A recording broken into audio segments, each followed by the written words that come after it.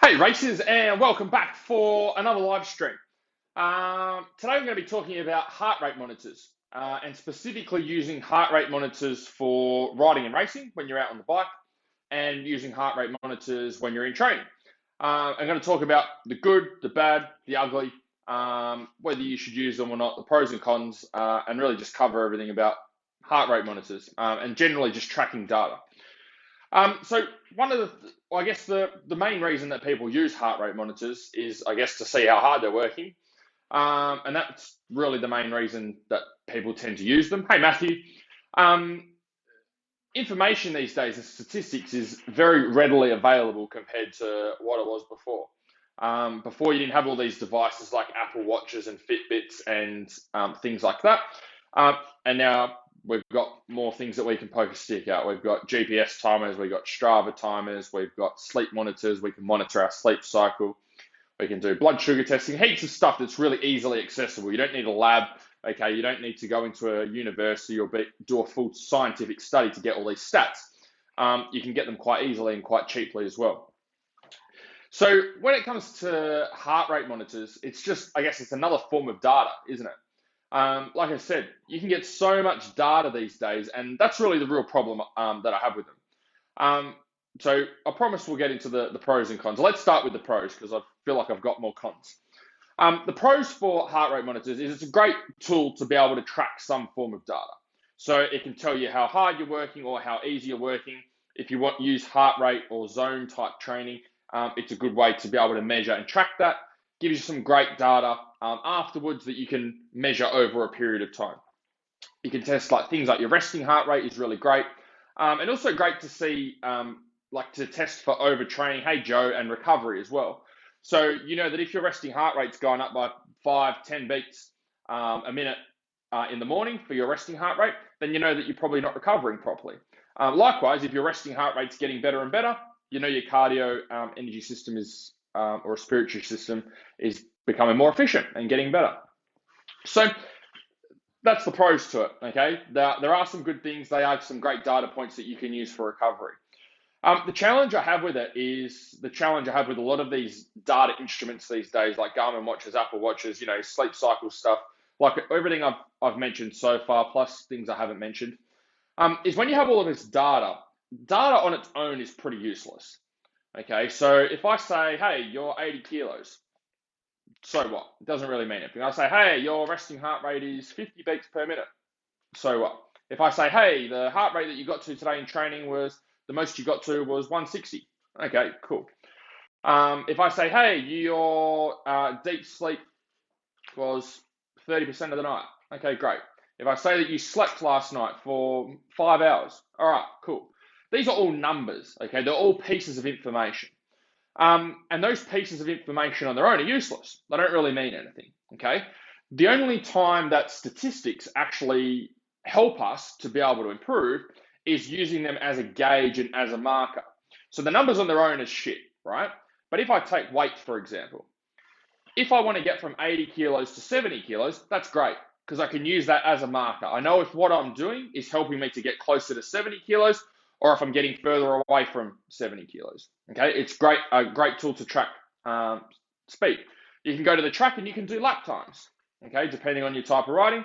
And you can take a lap time today and maybe it's 2 minutes and then you can work really hard over the coming months and maybe you're working towards a minute 50 and you can see whether you're getting closer to that goal or not. Same with heart rate monitor.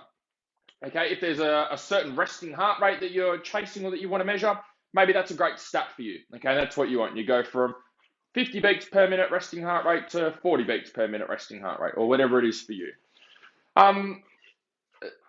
They're the only time stats become important or helpful. Stats become important and helpful when you have a specific goal that you're working towards with them, okay? So if you want to get from 80 kilos to 70 kilos of body weight, great. You want to get your lap times from 2 minutes to a minute 50, great. Okay, that's when stats and data become really important, and they can be useful. The most important thing though is when you're choosing data to track is there's unlimited data points that you could use. So if you're a rider that wants to, let's say you want to lose weight, you want to get from 80 kilos to 70 kilos, there's multiple different stats that you could track, okay, when you're looking at losing weight. Okay, maybe you track lean muscle mass. Maybe you check body fat. Maybe you check overall body weight. Maybe you check how your pants fit. Maybe you use body measurements. Maybe you do use the body mass index chart, okay, and use a ratio there to help to see if you're improving.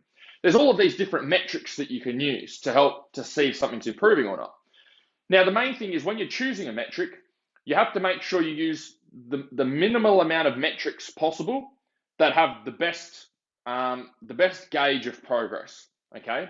So if I'm looking at making progress with body weight and I want to get from 80 kilos to 70 kilos, probably the best way to be able to track that if my goal is purely to lose body weight, okay? It's not about muscle mass, not about fat, just weight. The single best way to track that is going to be using the scales, okay? Because that's going to tell me if I've lost weight or not. At the end of the day, that's the thing I'm working with. Now, if I go and track body fat percentage and my goal is to lose body weight, well, if my body fat percentage has dropped down, there's no guarantees I've actually lost weight. I could have been doing bodybuilding training and increased my muscle mass, so my overall scale weight is actually the same. So measuring body fat percentage is probably not going to be very helpful.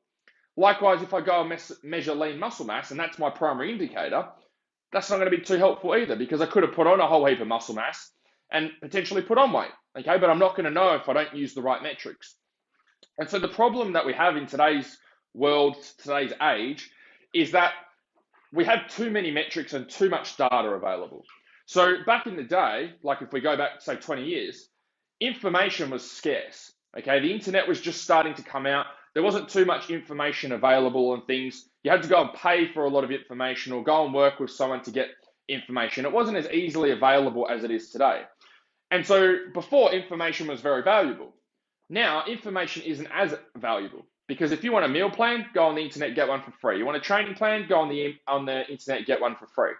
You want to measure your body weight, scales cost you a few dollars. You can get apps that track your sleep, okay, for free even. You can go and buy yourself an Apple Watch or a Fitbit for a couple of $100, and you can track more stats than you can poke a stick at. Whereas before, 20 years ago, you couldn't do that. Even if you went into a lab, you'd probably find it hard to be able to get a lot of those numbers, okay, and have them easily available. Whereas now we just get them every day with little to no work, okay? Put something on your wrist and it gives you everything you need to know. So the thing is, we've got all of this data, but a lot of it doesn't really mean anything to us, okay, or to our goal. So the most important thing is we've got to find, data is great, we definitely need data, but we just have to cut out all the bullshit and cut out all the crap and filter down to what are the data points that are going to help you to move towards your goal. And when you can do that and you can narrow that down, then you just focus on that small set of data, those small statistics that you have, and make sure that they're increasing. And you know if they're increasing or decreasing, whatever your goal is, you know if those numbers are moving, that you're moving closer towards your goal. Whereas the problem that I see today is a lot of riders and racers have all of this data. They've got their Lit Pro set up, which tells them the intensity of the track, and it tells them how fast they're going, and they've got their heart rate monitor going, okay, they test their blood sugar, they've got their Apple Watch on, which tells them how many hours they're sleeping, okay, they've got their percentage of deep sleep, their percentage of light sleep, they know what their heart rate was during the day, they know what the resting heart rate is in the morning, they know what their max heart rate was for every ride, then, hey Mark, their minimum heart rate, hey Dale, their minimum heart rate was for every ride, they know what their average heart rate was, they know how long they rode for in total distance, they've broken it down and averaged it out over all their rides, and they've got all of this fucking data, but still haven't made progress towards their goal, okay? And the reason they haven't made progress towards their goal is because you don't need a million data points. You just need a couple of data points that that are in line with your goal and what you're working towards, and just measure off that, okay? Use the things that are going to help you the most. Otherwise, what happens is we just get overwhelmed with all of this data, and it doesn't really mean anything. It's more of a, it's good to know, it looks cool, it feels cool, all of the rest of it. Hey, Mick, data machines and electronic things go through fads like everything else does, like the Ab King Pro and whatever else. They're going to arm pump devices and all that sort of stuff as well. They go through fads as well. So it's definitely great that we have the information available, but what's not great is if you've got a specific goal you're working towards, you just need data points that are going to help you to move towards your goal. So for me, if I give you an example, a non-riding and racing example, I'm doing a weightlifting competition this week, an Olympic weightlifting competition. And I've been doing Olympic lifting and different types of lifting for the last 10, 11 years. So it's not something that's new for me. Personally, I don't use any electronic tracking devices, Fitbits, Apple Watches, sleep cycle apps, all that sort of stuff, okay? My wrists are bare. There's no tracking going on there. The reason that I don't use them for me personally is because I don't find those data points effective for what my goals have been. So my goal at the moment is to be able to increase my Olympic lifting numbers, which is my snatch and my clean and jerk, which I'm going to be competing for this weekend. The biggest indicators for me on progressing towards my goal for this weekend are my lifts, the weight that I move in my lifts. Okay, so if I'm snatching more in specific lifts, I know I'm progressing. If I'm PBing, okay, or I'm lifting my 1RM, my heaviest weight, a lot easier than what I have before, great. If I'm able to PB, go above what I've lifted before in training, then that's great. Then that's a good indicator for me. I know I'm progressing and I know I'm getting better if I'm hitting PBs consistently. So that's my indicator. Is my clean and jerk stronger? Yes or no? Okay, is my 1RM going up or going down or staying the same? That's my indicator. My snatch, is it going up? Is it staying the same or is it going down? That's my indicator. Because at the end of the day, that's the only thing I care about for this weightlifting comp is, are those numbers going up? Now, I could put a heart rate monitor on for every training session. And I could map out my heart rate and get my minimum heart rate, a maximum heart rate, an average heart rate, and track how long the sessions go for and how many calories I burn and all the rest of it. But I don't give a shit about that. It's not important for me, okay? You could give me all the data for all of my training sessions and my heart rate, but I don't care about my heart rate. I don't care if my heart rate goes up, goes down, or stays the same. I'm not too bothered. What I'm bothered about is, are my training numbers going up, okay? And as long as my training numbers are going up, then that's great. Now, in saying that, if my training numbers weren't going up, if I'd done weeks or months of training and my numbers aren't going up and it's staying the same, then that's when I can dig in a bit deeper and reverse engineer and go, okay, what are some things I need to track to find out what's going on and what's holding me back? And then that's maybe where I could dig in a little bit more with the stats. So I could maybe track my calories. Maybe I'm not eating enough food and I'm not recovering properly. Maybe I'm not eating enough of each macronutrient. Maybe I just eat carbs all day and I don't have any protein and I never recover from any of the workouts. Maybe that's the problem. Maybe it's sleep. Maybe my sleep's shit and I'm getting 3 hours of sleep every night, and that's the problem. That's why I'm not recovering. So that's when further statistics can be of help. But the biggest problem I find, guys, is just people, number one, not having goals to work towards, and then just having too much stats, too much data, too much stuff going on. It all sounds great, it all feels great, but it's not really useful for you at all. Like you telling me your heart rate went to 150 in a workout, it's like, well, so what? It doesn't really mean anything. It doesn't help us to move forward. Any questions, guys? Since there's a few of you on here. I don't know if any of you guys use heart rate monitors or not, so hopefully I haven't offended too many of you. And if I have, well, hopefully you've learned something from this video. Any questions, guys? Anything that I can help you guys with? What do we got? Could be to do with heart rate monitors, could be to do with tracking devices, Apple Watches and things like that, Fitbits.